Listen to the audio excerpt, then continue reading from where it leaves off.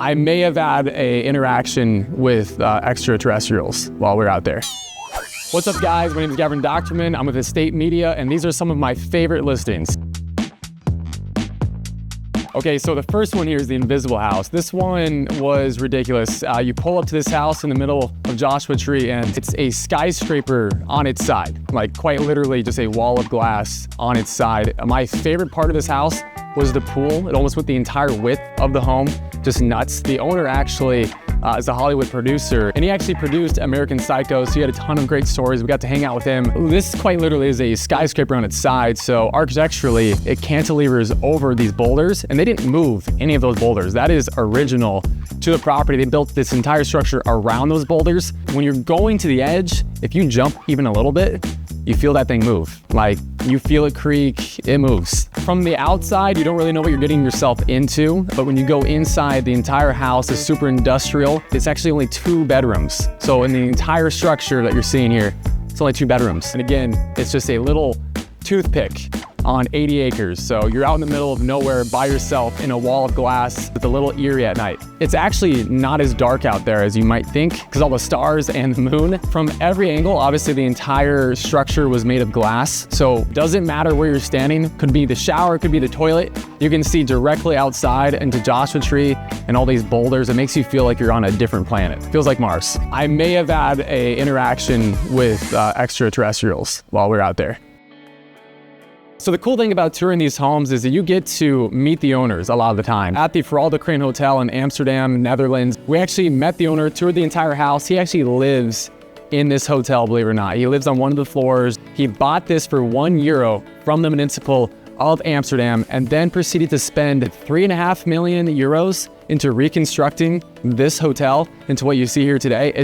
It's nuts. The worst part about this is, well, of course, looking down, cracks right here, the gaps are just wild. So you're 150 feet up in the sky. If there's a little bit of wind, the crane will actually turn and you'll wake up with a different view than you went to bed with. The whole crane is still turning in the wind, so don't be surprised if you're on top and the crane is moving. So it is kind of like that B&B style. So the breakfast is brought up to you with an elevator. They literally just knock on your door, drop breakfast down at your doorstep, and then run away, and the elevator, just hear it go down. You wake up to basically a fresh breakfast in Amsterdam. So back in the day, this crane actually was a fully functioning crane at one point before a hotel. Pretty interesting and definitely one of the coolest places we have ever stayed in. It's about $1,000 a night.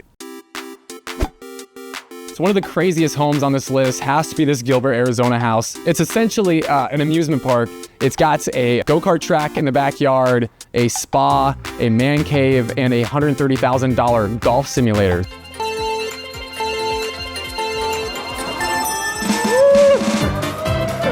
I went around so many times, my shirt turned black from all the rubber getting on my face from the person ahead of me because I was honestly getting lapped, but it was fun. If you go to the go-kart track barn and you look for a staircase, if you open up the bottom of the staircase, it actually reveals another staircase which leads you to the shooting range. So that down there alone blew my mind, and there was countless secret rooms in this house. So this video alone, I think amassed over, I want to say 40 million views across all the platforms, and I probably gained around 85,000 followers. We also helped the listing agents out. We gave them half a dozen showings through this video alone, which is super special, and helped them gain close to 8,000 followers on their social media. So this house honestly is a steal for anyone who has like a little bit of kid energy in them and wants to relive their childhood through their own house. I think this price point is right on the money. I think it's worth the value. The construction alone in this house that they put into it, the level of detail and consistency from beginning to end, this house is worth 20 million.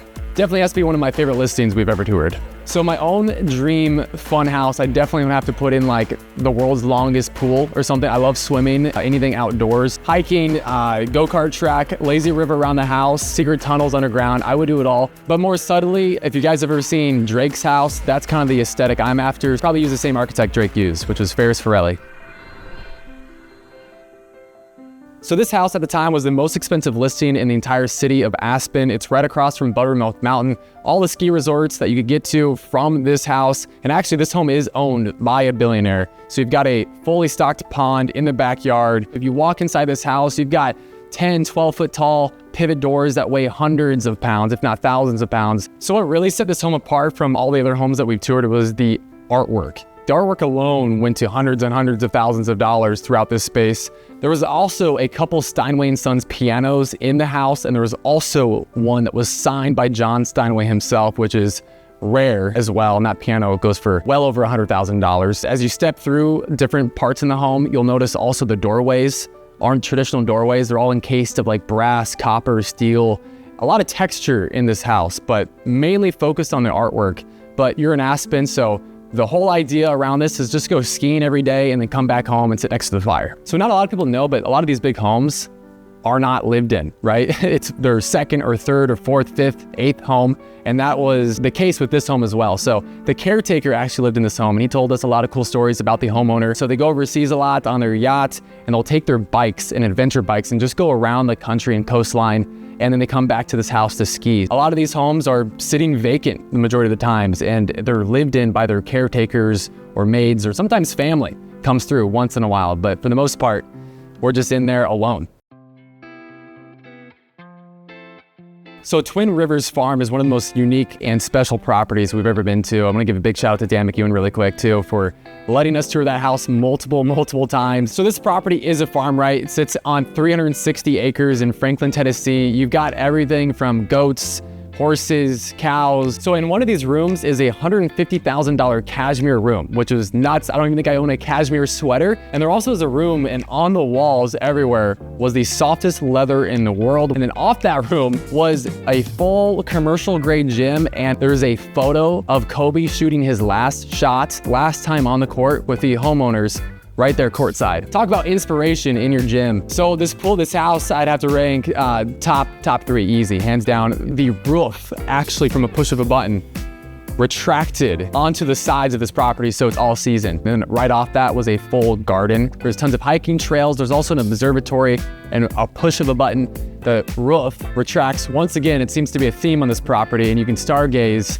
from that observatory on the farm. Thank you to State Media for walking us through some of my favorite listings.